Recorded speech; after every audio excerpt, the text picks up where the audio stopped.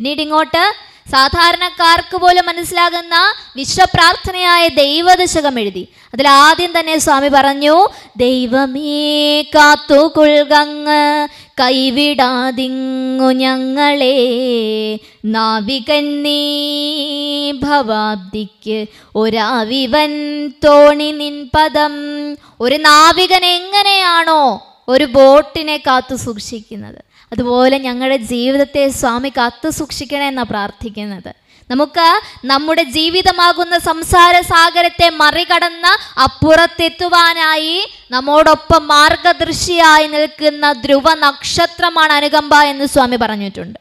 പക്ഷേ ഈ അനുകമ്പ നമ്മുടെ ഉള്ളിൽ ധ്രുവ നക്ഷത്രമായി പ്രകാശിക്കണമെങ്കിൽ, ആ ധ്രുവ നക്ഷത്രത്തിന്റെ പ്രകാശത്തിൽ ജീവിതം നയിക്കണമെങ്കിൽ മനുഷ്യരെല്ലാം ഗുരുവിനെ പോലെ അരുളുള്ളവരായി തീരണം.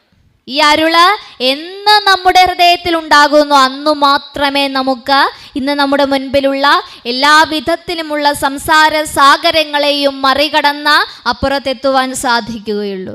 ഗുരുവിൻ്റെ അനുഗ്രഹത്തിന് പാത്രീഭൂതരായ നിരവധി അനവധി ശിഷ്യഗണങ്ങൾ നമ്മുടെ മുന്നിൽ തെളിഞ്ഞു വരും. ഡോക്ടർ പൽപ്പുവും കുമാരനാശാനും ടി കെ മാധവനും സി കേശവനും ആർ ശങ്കറും സഹോദരൻ കെ അയ്യപ്പനും തുടങ്ങി നിരവധി അനവധി ശിഷ്യ പരമ്പരയുള്ള ഒരു ഗുരുവാണ് നമ്മുടേത്. പക്ഷെ ഇന്നും നമ്മൾ പറഞ്ഞു തുടങ്ങിയതുപോലെ തന്നെ നമ്മൾ ആരംഭിച്ചിടത്ത് തന്നെ നാം ഇന്നും നിൽക്കുകയാണ്.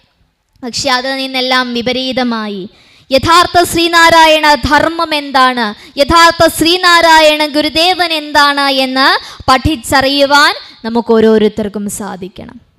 നാം പറഞ്ഞതുപോലെ ഒരു ഗുരുവിന് വേണ്ടുന്ന വേദാന്ത ചൂടാമണിയിൽ പറയുന്ന 7 മാനദണ്ഡങ്ങളും നമ്മുടെ ഗുരുവിനുണ്ട്. മഹാത്മാക്കളുടെ ഏറ്റവും വലിയ പ്രത്യേകത എന്ന് പറയുന്നത് അവർ മറ്റുള്ളവരുടെ നന്മയ്ക്ക് വേണ്ടി പ്രവർത്തിക്കുന്നവരാണ് എന്ന് ശങ്കരാചാര്യർ വിവേക ചൂടാമണിയിൽ പറയുന്നുണ്ട്. ഗുരുവിൻ്റെ കാര്യമെടുത്ത് നോക്കിയാൽ അന്ന് മരുത്വ മലയിൽ നിന്നും താഴേക്ക് ഇറങ്ങി വന്നത് നമ്മളെ പോലെയുള്ളവർക്ക് വേണ്ടിയിട്ടായിരുന്നു. ഇന്നലെ ശിവരാത്രി ആയിരുന്നു അല്ലേ?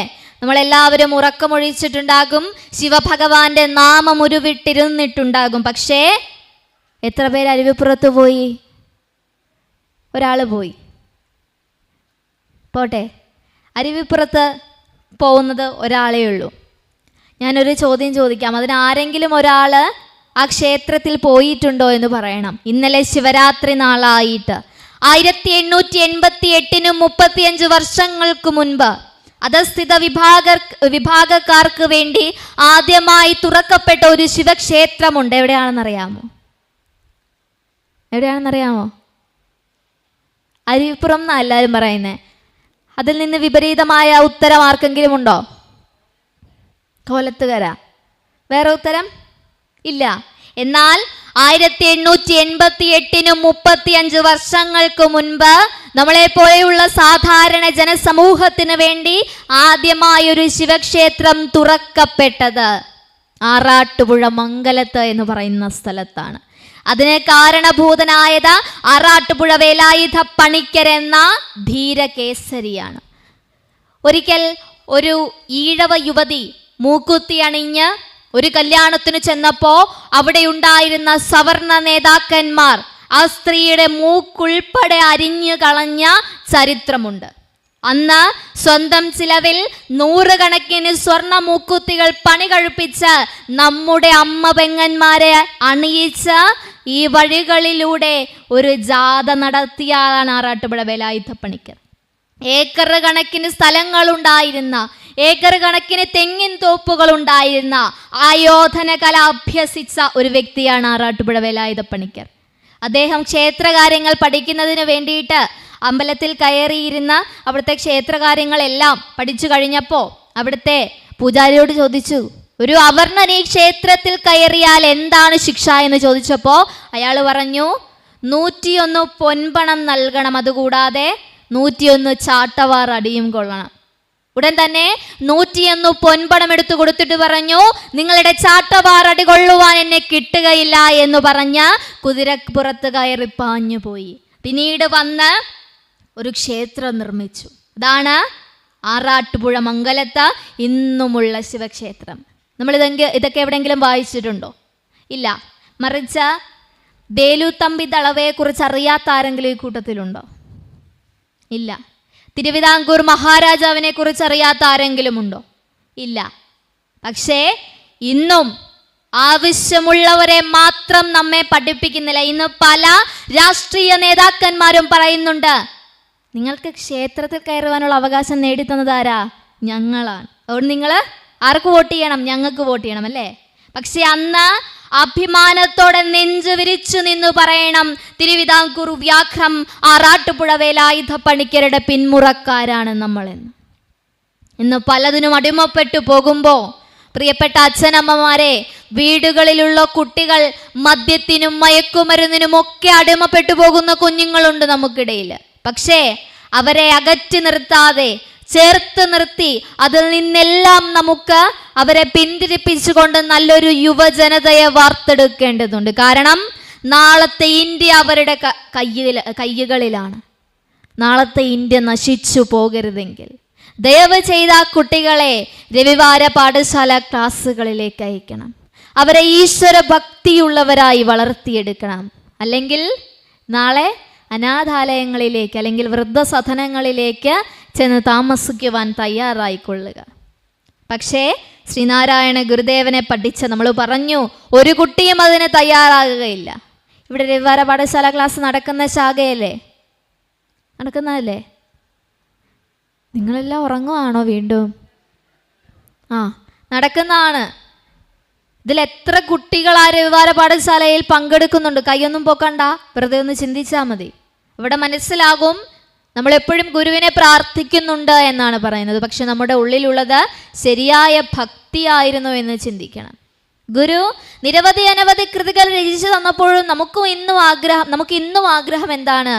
മറ്റുള്ള കൃതികൾ ചൊല്ലാനാണ്.